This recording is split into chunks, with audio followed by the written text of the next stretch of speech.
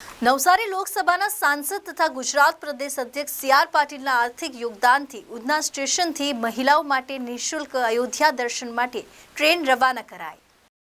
અયોધ્યા ખાતે ભવ્ય મંદિરમાં રામલલ્લાની સ્થાપના બાદ દેશભરમાંથી અસંખ્ય રામ ભક્તો તેમના દર્શને જઈ રહ્યા છે। ત્યારે સુરત અને નવસારીમાંથી કુલ 4 ટ્રેનો રવાના કરાઈ હતી। ત્યારબાદ આજરોજ 28 ફેબ્રુઆરીના રોજ ઉધના રેલવે સ્ટેશન ખાતેથી આદરણીય પ્રદેશ અધ્યક્ષ તથા નવસારીના સાંસદ સી.આર. પાટીલ દ્વારા તેમના ખર્ચે લગભગ 1344 રામ ભક્ત મહિલાઓને નિઃશુલ્ક રામલલ્લાના દર્શન કરવા આસ્થા સ્પેશિયલ મહિલા ટ્રેન રવાના કરાવાઈ।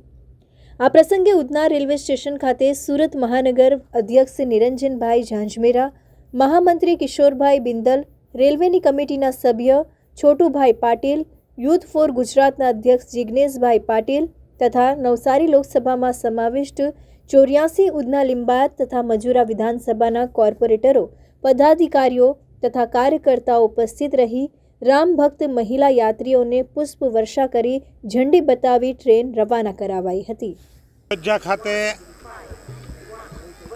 ભગવાન શ્રી રામલલ્લાની પ્રાણ પ્રતિષ્ઠા થઈ ત્યારબાદ સમગ્ર દેશમાંથી અયોધ્યા ખાતે ભગવાન શ્રી રામના દર્શન કરવા માટે લાખોની સંખ્યામાં શ્રદ્ધાળુઓ ઉમટી પડ્યા છે। ભારતીય જનતા પાર્ટી ગુજરાત પ્રદેશના આદરણીય અધ્યક્ષ અને નવસારીના લોકલાડીલા સાંસદ આદરણીય સી.આર. પાટીલ સાહેબે પણ એમના મત વિસ્તારમાંથી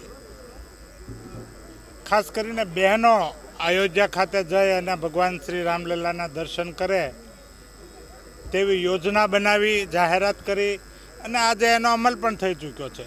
છેલ્લા 550 વર્ષથી કે રામલલ્લા મંદિર બનશે અને આજે આખરેમાં આપણા પ્રધાન સેવક એવા નરેન્દ્ર મોદી સાહેબે કરોડો લોકોનું સપનું પૂરું કર્યું છે।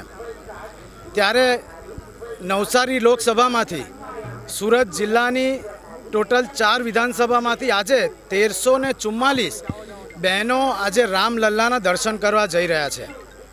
આગલા દિવસોમાં નવસારી લોકસભામાં જે બીજી 3 વિધાનસભા આવે છે એમાંથી પણ બહેનો રામલલ્લાના દર્શન કરવા જશે।